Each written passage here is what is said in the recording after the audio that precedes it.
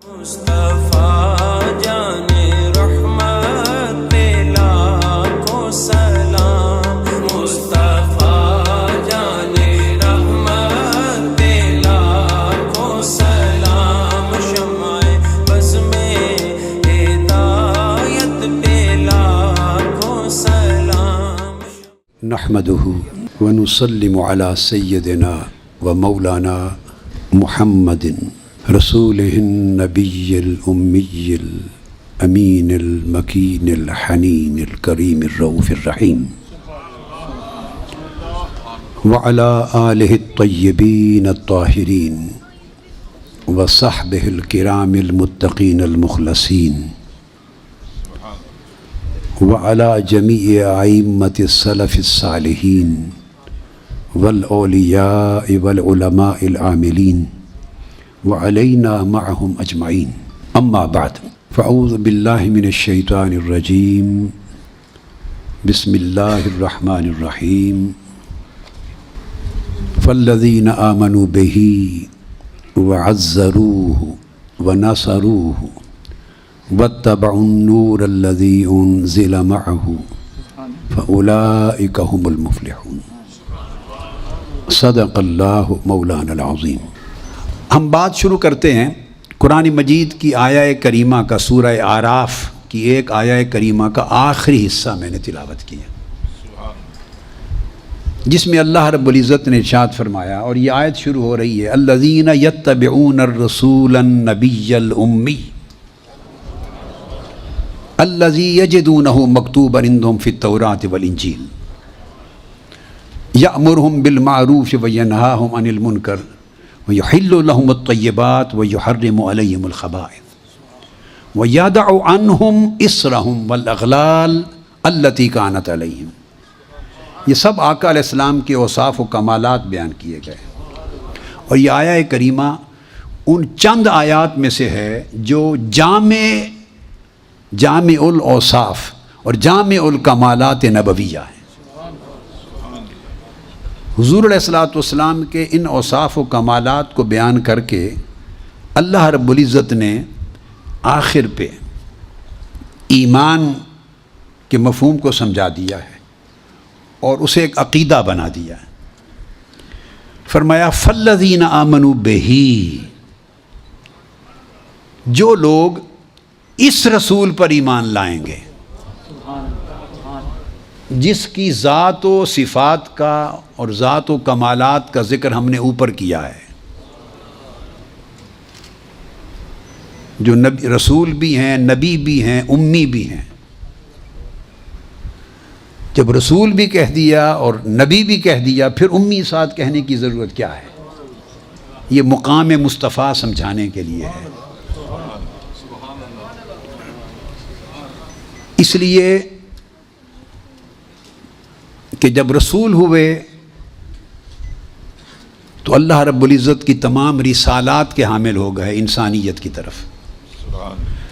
جب نبی کہا تو اللہ کی طرف سے عطا کردہ تمام علوم و اخبارات غیبیہ کے حامل ہو گئے۔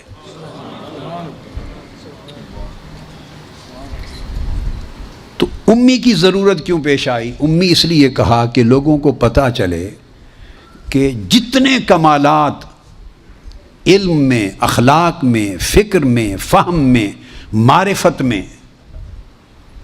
جتنے کمالات اس رسول اور اس نبی کی ذات میں دیکھتے ہو، ان میں کوئی ایک کمال بھی کسبی نہیں ہے، سب وہبی ہے۔ یہ معنی ہے امی کا، یعنی وہ دنیا میں کسی سے نہیں پڑھے، نہ انہوں نے کسی استاد سے سیکھے، نہ کسی کتاب سے پڑھے، یہ سارے اصلاً ان کو باری تعالیٰ کی بارگاہ سے نصیب ہوئے۔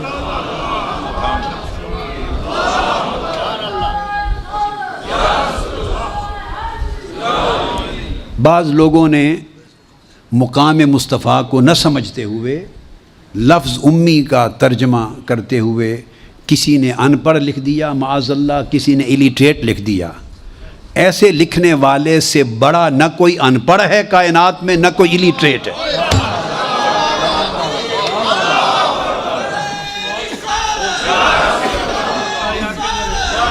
وہ ذات بس بیٹا وہ ذات حضور علیہ السلام کو امی فرما رہی ہے آپ کے مرتبہ علم کو بتانے کے لیے کہ کسی سے نہیں پڑھا. وَعَلَّمَكَ مَا لَمْ تَكُنْ تَعْلَمُ.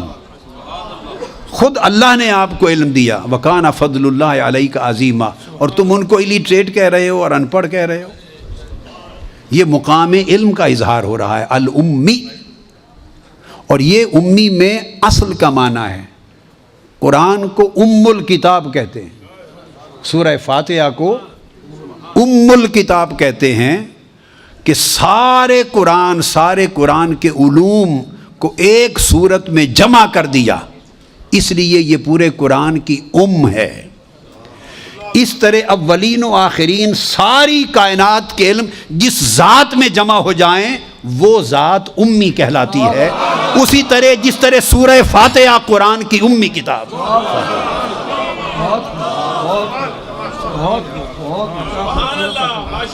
اور مکہ کو ام القریٰ کہا.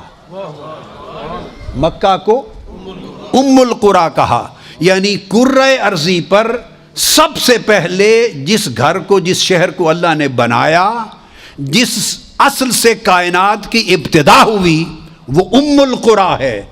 اسی طرح جس ذات سے اس کائنات خلق کی, عالم امر اور عالم خلق سب کی ابتدا ہوئی, اور جو نور اول کے طور پر ظہور پذیر ہوا اس کا نام محمد مصطفیٰ ہے, اس کو امی کہتے ہیں.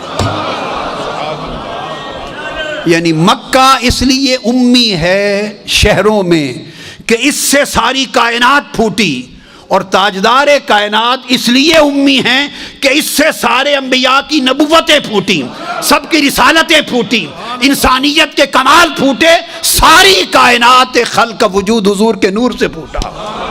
یہ اصل الکائنات ہیں, اصل الکائنات ہیں. اس لیے کہا اس کو عام رسولوں اور نبیوں کی طرح نہ سمجھنا, یہ النبی الامی ہے کہ اس کے چشمے سے سب کچھ پھوٹا ہے. یہ اصل نبوت ہے, یہ اصل رسالت ہے, یہ اول الانبیاء ہے, یہ اول الرسل ہے, سب اس میں سے نکلے. تو جس کو اول الانبیاء اور اول الرسل بنایا, تو حقیقت یہ ہے کہ جو اپنی حقیقت میں اول ہو وہی آخر ہوا کرتا ہے. جو حقیقت میں اول ہو. اب قرآن نے کیا کہا, فرمایا اشیاء کی اپنی اصل اور ماہیت میں مت جاؤ کہ وہ طیبات میں سے ہیں یا خبائث میں سے ہیں. اس رسول کا فیصلہ شریعت ہوگا. اس لیے یہ نہیں فرمایا وَيُحِلُّ الطَّيِّبَاتِ. کیا فرمایا؟ نہیں فرمایا کہ طیبات کو حلال کرتے ہیں.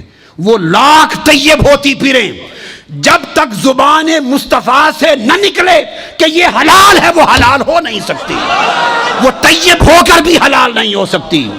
لاکھ پلیت ہوتی پھریں, جب تک زبان مصطفیٰ نہ کہہ دے کہ یہ حرام ہے, کوئی شے حرام ہو نہیں سکتی.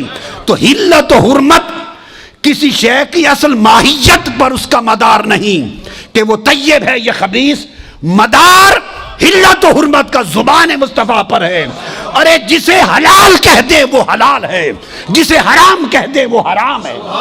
تو گویا شریعت جان نہ ہو تو مصطفیٰ کے لبوں کو دیکھا کرو, لب جو کہہ دے وہی شریعت بن جاتی ہے.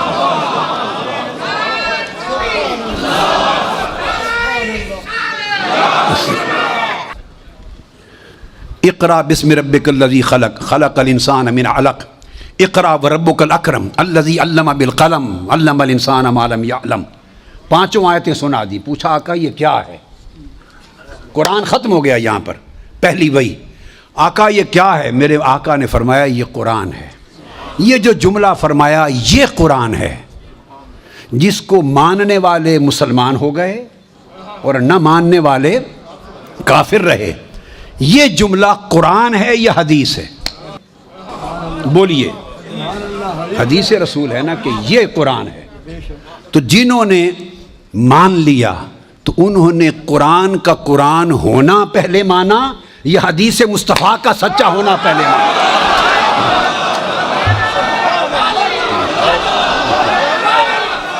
انہوں نے پہلے کیا مانا؟ سنیں, میں سمجھانا چاہتا ہوں مقام مصطفیٰ انہوں نے پہلے کیا مانا. آج لوگ تکرار کرتے ہمیں قرآن کافی ہے اور کسی حدیث اور سنت کی حاجت نہیں. ایسا کہنے والا بدترین کافر و ملحد ہے کہ صرف قرآن کافی ہے, کسی حدیث کی ضرورت نہیں. یہ کلام خود قرآن نے نہیں کہا, الحم سے والناس تک پورے قرآن میں کہیں نہیں کہ قرآن کہے صرف میں کافی ہوں. ارے جو بات خود قرآن نہیں کہتا آپ وہ قرآن کے منہ میں کیوں ڈالتے ہیں وہ جملہ؟ قرآن نے کبھی نہیں کہا کہ صرف قرآن, صرف میں کافی ہوں. جو بات قرآن نے نہیں کہی ہم کون ہوتے ہیں اس بات کو کہنے والے؟ تو آقا نے فرمایا یہ قرآن ہے. تو پہلے انہوں نے کس کو مانا؟ تو خدا کا ایک ہونا یہ خبر ہے. تو مخبر کون ہے؟ مخبر کون ہے؟ الرسول النبی الامی, آقا علیہ السلام مخبر ہیں. تو مجھے بولیے اگر خبر پر یقین کرنا ہو تو خبر پہ ڈائریکٹ یقین ہوتا ہے یا پہلے مخبر پر یقین ہوتا ہے؟ پہلے مخبر کو سچا مانتے ہو تب اس کی دی ہوئی خبر کو مانتے ہو. خبر توحید ہے اور مخبر کی شان رسالت ہے. مخبر مصطفیٰ ہے اور خبر جس کی دی جا رہی ہے وہ خدا ہے. مقام مصطفیٰ یہ ہے کہ خدا کو وہی مانتا ہے جو پہلے مصطفیٰ کو مانتا ہے.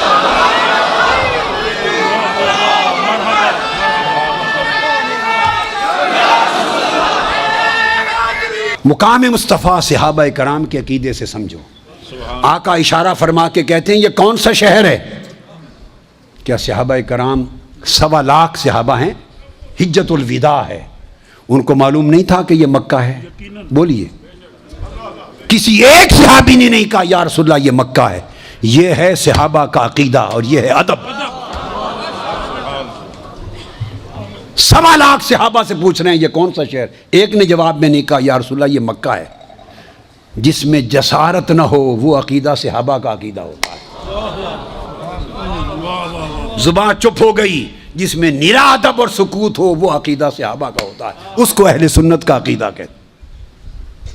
صحابہ نے معلوم ہے کیا کہا؟ واللہ اعلم ورسولہ.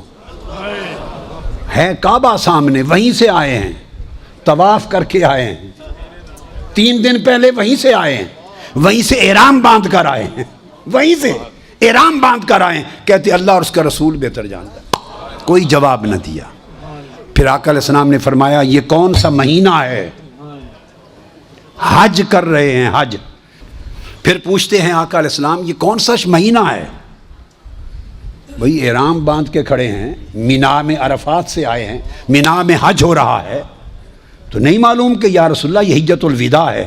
کسی ایک صحابی نے نہیں کیا آقا یہ حجت الوداع ہے. واللہ ورسولہ عالم, اللہ اور اللہ کا رسول ہی بہتر جانتے. ایسے ہاتھ جوڑ دیا آقا حضور آپ ہی بہتر جانتے, آپ ہی بہتر جانتے. عقیدہ صحابہ کے عمل سے لو. پھر آقا علیہ السلام فرماتے ہیں آج کون سا دن ہے؟ آپ نے بھی حد کر دی تاکہ قیامت تک لوگوں کو عقیدے کی سمجھ آ جائے. ہم کیا جھک مارتے پھرتے ہیں؟ اگر عقیدہ صحابہ سے لے لیں ساری فرقہ بندیاں ختم ہو جائیں. جو ڈاکٹر صاحب کہہ رہے تھے نا کہ امت ایک جگہ ہو جائے, ایک جگہ ہو سکتی ہے امت مگر پہچانوں کے نقطہ ارتکاز کیا ہے, وہ ایک نقطہ کیا ہے جس پر جمع ہو جائیں. ہم اس نقطے کی تلاش میں سرگرداں ہیں. اس کی معرفت چاہیے. تو فرمایا آج کون سا دن ہے؟ نہیں معلوم کہ مینا میں کھڑے ہیں, قربانی ہونے والی ہے. کل عرفات سے چلے رات مزدلفہ گزاری. ایک صحابی 1.25 لاکھ صحابہ میں سے نہیں کہتا یا رسول اللہ آج 10 ذی الحج. کوئی نہیں کہتا. اللہ و رسول عالم. آقا سونے تو جاننا, سونے سب کچھ تینوں پتہ ہے, سونے سانو کچھ نہیں پتہ, تو جاننا. یہ آقا کا یہ صحابہ نے جو 23 برس تربیت فرمائی انہیں یہ عقیدہ عطا کیا. یہ بات ہو گئی. اب اس کے بعد یہی حدیث متفق علیہ دوسری روایت پہ کسی نے ان سے پوچھا, یہ بخاری اور مسلم کی, یہ بھی متفق علیہ, کسی نے پوچھا کہ تمہیں پتا تھا کہ یہ مکہ ہے؟ تمہیں علم تھا کہ یہ ذی الحجہ ہے؟ تمہیں علم تھا کہ آج یہ یوم نحر ہے؟ اور تم بولے کیوں نہیں، بتایا کیوں نہیں؟ قربان جائیں صحابہ کرام کو، انہوں نے جواب دیا، وہ سن لو وہاں سے عقیدہ اہل سنت صحابہ سے اس طرح لیا گیا ہے، اسلام کا عقیدہ اس طرح آیا ہے، جو اس سے ہٹ کر جو کچھ ہے وہ بدعات اور خرافات ہیں اور وہ دلالات ہیں، جو اس سے ہٹ کر وہ گمراہیاں ہیں۔ تو پوچھا آپ نے پتا تھا، کیوں جواب نہیں دیا؟ صحابہ کرام کہنے لگے خدا کی قسم پتا تھا یہ مکہ ہے، بولے اس لیے نہیں کہ معلوم نہیں تھا کہ یار کا منشا کیا ہے،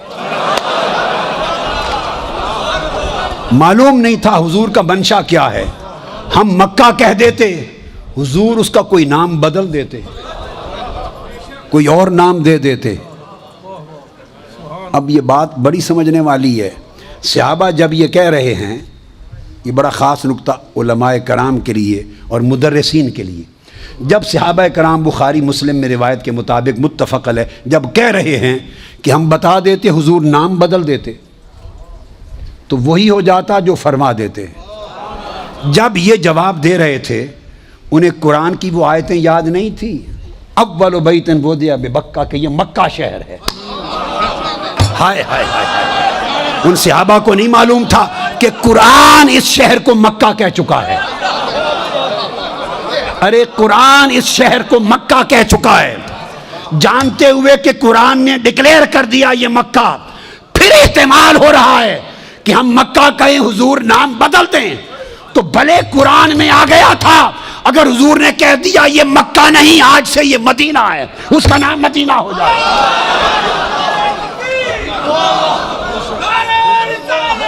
پوچھا تمہیں معلوم تھا، احرام باندھے ہوئے حج کر رہے ہو کہ یہ مہینہ ذی الحجہ ہے، کیوں نہیں بولے؟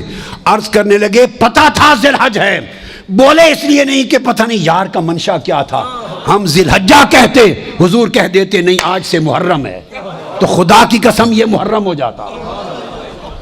یہ کیوں نہیں بتایا کہ آج عید کا دن ہے، نہر کا قربانی کا دن ہے؟ معلوم تھا، ہم یہ لیتے، حضور اسے کوئی اور دن قرار دے دیتے، جو زبان سے نکل جاتا وہی شریعت بن جاتی۔ اس لیے ہم نہیں چاہتے تھے کہ منشا یار کا کیا ہے، منشا ہمارا حضور کے منشا سے ٹکرا نہ جائے۔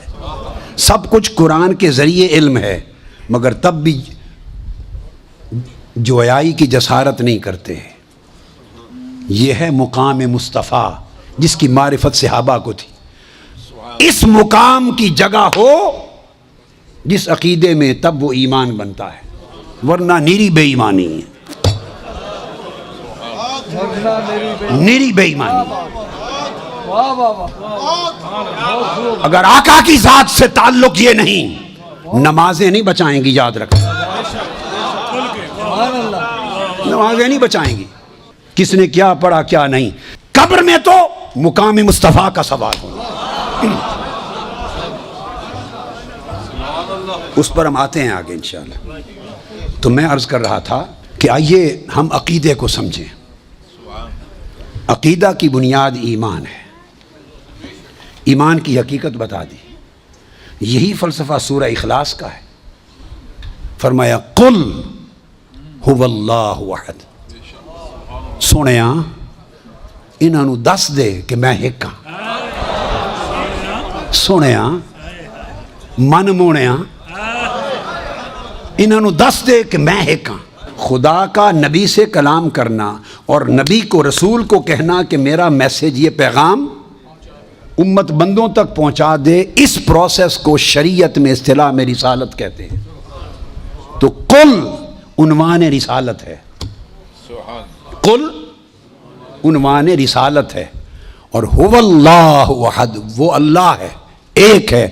هو اللہ سے توحید شروع ہوتی ہے، وَلَمْ يَكُنْ لَهُ كُفُوًا احد تک اگلا مضمون توحید ہے۔ پہلا لفظ قل یہ رسالت ہے۔ تو رب ذوالجلال نے اپنی توحید کا بیان جو کیا اس کی بھی ابتدا اور عنوان رسالت کو دیا۔ سمجھانے کے لیے کہ توحید وہی معتبر ہے جو واسطہ اور وسیلہ رسالت سے ملے. جس توحید میں رسالت کا وسیلہ نہیں وہ توحید ہی نہیں ہے. یہ مقام مصطفیٰ ہے. سو عقیدہ چونکہ اس کی بنیاد ایمان پر ہے. اب تصدیق کے لیے ملا عبد الحکیم سیالکوٹی وہ حاشیہ خیالی میں بیان کرتے ہیں ایک نقطہ کہ اس بات پہ سب اہل علم کا اتفاق ہے اس بات پر کہ اچھا اب اگر علم ہو تو محض علم سے ایمان نہیں بنتا, معرفت سے ایمان نہیں بنتا. آپ کسی حقیقت کو جان لیں, پہچان لیں, اس سے ایمان نہیں بنتا, اس سے ایمان نہیں بنتا. اگر معرفت سے ایمان بنتا تو سب اہل کتاب مومن ہوتے. قرآن مجید نے کہا والذین آتیناہم الکتاب یعرفونہ کما یعرفون ابناءہم, جن کو ہم نے کتاب دی یہود و نصارہ وہ رسول کی معرفت اتنی رکھتے ہیں جتنے ماں باپ اپنے بیٹے کی رکھتے ہیں. تو ان کے پاس حضور کی معرفت تھی, تورات اور انجیل میں سب کچھ تھا, معرفت تھی, مگر مومن نہ ہوئے چونکہ تصدیق قلبی نہ تھی, تصدیق نہ تھی. اس طرح علم سے بھی ایمان نہیں بنتا, علم سے بھی ایمان نہیں بنتا.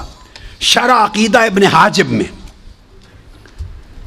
ایک قول شیخ عبداللہ نے بیان کیا ہے. شرح عقیدہ ابن حاجب میں تحریر المطالب کے اندر ابو جہل کہا کرتا تھا انا نعلم ان محمدا صلی اللہ علیہ وسلم هو النبی ولکن لا نؤمن به ابدا. ہم جانتے ہیں, ہمیں علم ہے کہ یہ نبی ہیں مگر مانیں گے نہیں. ابو جہل کا قول ہے ہم جانتے ہیں نبی ہیں, اس لیے کہ جو اوصاف ان میں دیکھے ہیں وہ غیر نبی میں ہو ہی نہیں سکتے, جو علامات ان کے اندر ہیں وہ غیر نبی میں ہو نہیں سکتی. ہمیں علم ہے کہ یہ نبی ہیں مگر مانیں گے نہیں. تو علم تھا مگر مومن نہ بنا, کافر رہا.